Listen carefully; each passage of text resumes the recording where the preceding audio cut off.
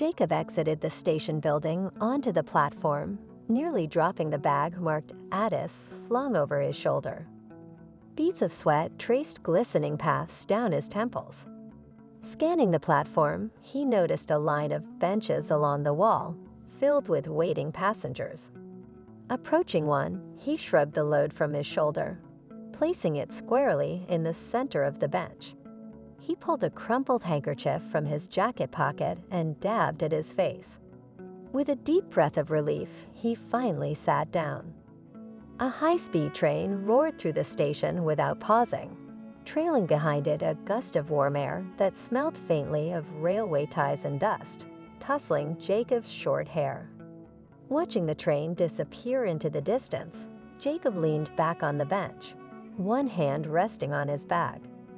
Around him, the previously hushed passengers resumed their conversations, which had been momentarily drowned out by the roaring train. Fast train number, arriving, cars positioned from the front of the train. A garbled woman's voice blared over the PA system.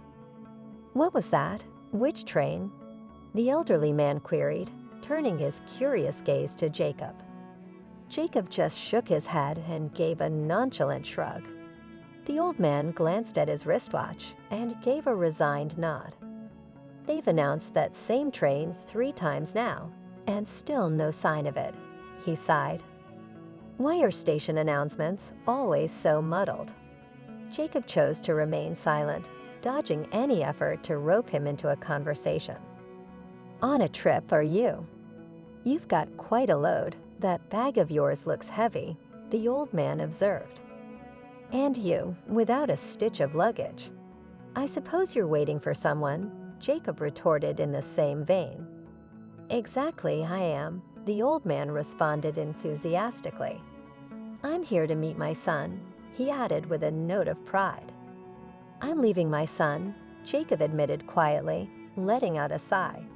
The words slipped out before he could stop them. "Ah, life," the elderly man sighed. "You can't escape from yourself. You carry your troubles along." He shook his head, gesturing towards the bag that stood between him and Jacob. Jacob gave the old man a dissatisfied glance and looked away. "I ran away like that 4 decades ago. My son was 11 as well. I haven't laid eyes on him all these years. I'm concerned." The old man's calm voice contradicted his worrisome words. "You can't judge by appearances," muttered Jacob quietly, hoping the old man didn't catch his remark. "I am truly worried," reiterated the old man, "but at my age, I must contain my emotions. They can be fatal, whether it's sorrow or happiness." "Did the young man live abroad?" Jacob suddenly felt a sense of relief as he shifted his attention from his own problems to the old man. He hadn't even realized how a quarrel had erupted due to his wife's snide comment about his delayed return home. They began to exchange words passionately, crescendoing into a heated argument. Eventually, Ella pointed an accusing finger at him, alleging his infidelity.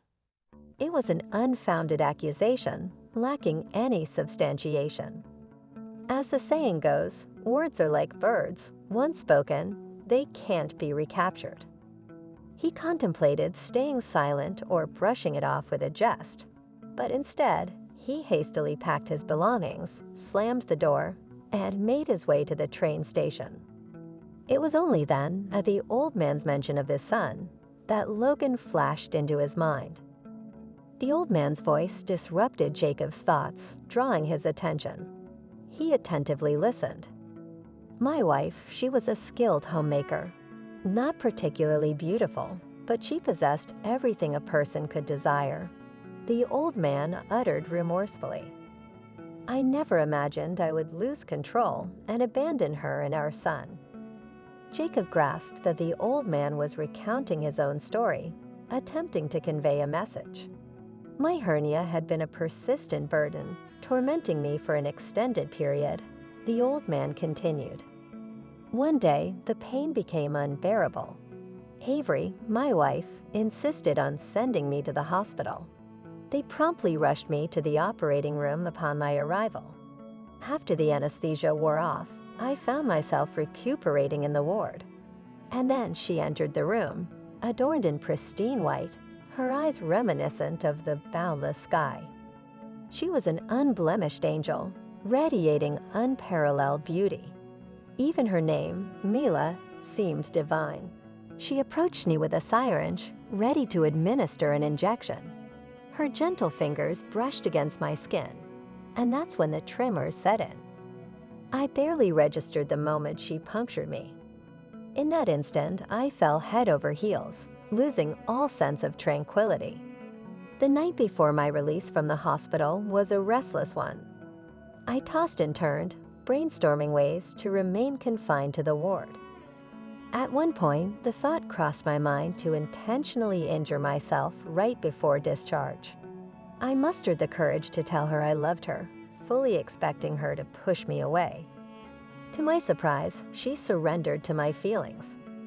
So once I was finally out of the hospital, we began our whirlwind romance. Fast forward 2 months, and I found myself living with her. Naturally, my wife caught wind of it. She initiated the divorce proceedings. She refused to let me see our son. I told her that I wasn't a real man.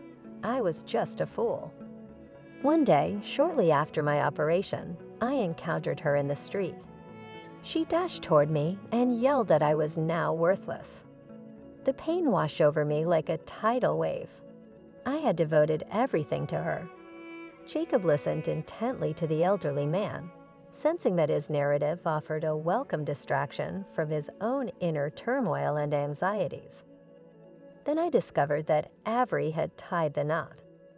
I simply couldn't handle it, so I packed my bags and relocated to another city.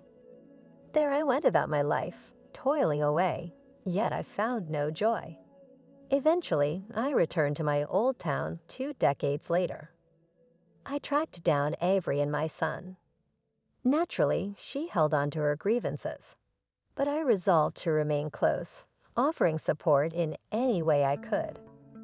At first, my son didn't recognize me, but he gradually adjusted to my presence. And here I am now, waiting for him at the train station, all grown up. I realize I'll never be able to truly atone for my past, yet a part of me clings to the hope of absolution. A voice crackled through the speaker again, announcing the train's arrival. Sure enough, the train pulled in at the platform. Passengers began to disembark, carrying their bags and vanishing through the station's doors. The elderly gentleman rose from the seat, extending his long neck like a graceful swan. He went unnoticed by the passers-by. The train departed, leaving the old man to survey the desolate platform before seating himself once more upon the bench. Perhaps he will come on the next one, sympathized Jacob, sharing in the old man's plight. The tale had captivated him to the point where he had forgotten his own purpose for being there. It was not until the announcement blared from the loudspeaker, indicating his train's arrival on the adjacent platform, that Jacob was jolted back to reality. This time, the speaker enunciated the words with a resolute clarity, resembling a hearty cough. "Mine," suddenly exclaimed Jacob. The old man became motionless. Jacob redirected his gaze towards a middle-aged gentleman making his way towards their bench. Accompanying him was a slightly plump woman of slight stature. Several steps away from their destination, the couple paused. Slowly, the old man rose to his feet, removing his hat and giving it a gentle rub between his hands before carefully replacing it atop his head. The noise from the train pulling into the platform masked the man's words, but based on the movement of his lips, Jacob inferred that he had uttered the word father. Several individuals disembarked from the train, while a fresh wave of passengers hurried to board. A gentleman approached the elderly man, and they silently shared a moment, simply observing one another. Jacob, sensing he was out of place, stood up, slung his bag over his shoulder, and made his way towards the train. Nearby, a young conductor, eager and hopeful, stood at the door of his carriage, her eyes on him. Jacob glanced around, searching for the old man. He caught a glimpse of his hat before it vanished into the station's doorway. "Are you coming or not?" "The train's about to leave." The conductress's impatient voice broke through his thoughts. A rotund, restless man joined them, wheezing noisily as he tried to confirm his carriage number.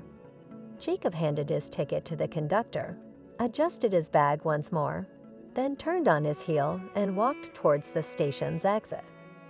On his way out, Jacob retrieved the ticket from his jacket pocket, studying it momentarily as if puzzled by its presence.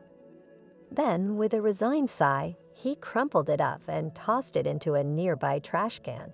Jacob strolled towards the bustling plaza, gently nudging his way through the crowd.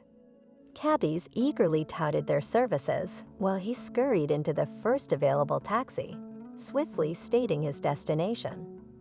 "Fresh off the boat, or yeah?" "Looking to bring some joy to your kin?" the cab driver quizzed. "Yeah, just get a move on," Jacob impatiently responded, uninterested in further conversation. "In a jiffy, mate.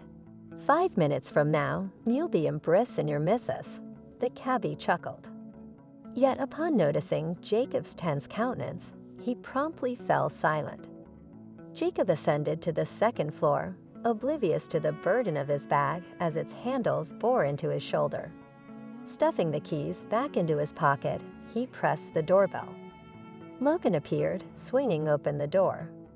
"Daddy, Mommy, Daddy's home," exclaimed their son, bounding towards Jacob and enveloping him in a fervent hug, temporarily preventing him from stepping inside. At the sound of the commotion, Ella emerged from the room. "I'm sorry," Jacob managed to choke out, his voice stifled by a tightening knot in his throat. Ella approached and leaned against Jacob's chest. "Before you leave and never return, give yourself a final once-over. It's better to let bygones be bygones, forgive, and flash a grin than to slam the door on bliss," she softly advised.